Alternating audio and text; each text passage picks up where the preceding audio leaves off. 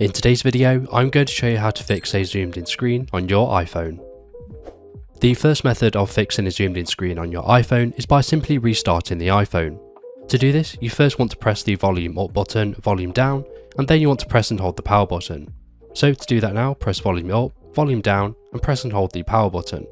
You then want to keep pressing and holding the power button until you see the Apple logo appear again.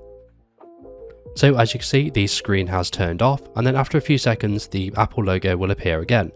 Now it's appeared, we can take our thumb off the power button and then our phone will restart.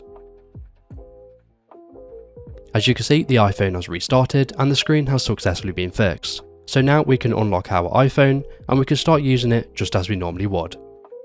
The second way of fixing a zoomed in screen on your iPhone is by double tapping the screen with 3 fingers. So let's do this now, 1, 2. And as you can see, the screen has zoomed out. Now in order to stop this from happening again, we need to turn off the zoom accessibility feature.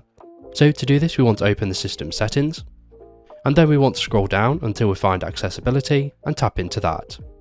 Now we want to find where it says zoom, and we want to tap into that. Now we simply want to toggle off the zoom option at the very top. So now we can exit out of the system settings, and the next time we double tap our screen with 3 fingers, as you can see, it will no longer zoom. And that's it. So if this video was helpful, please leave a like, and if you have any questions or comments, you can leave them below.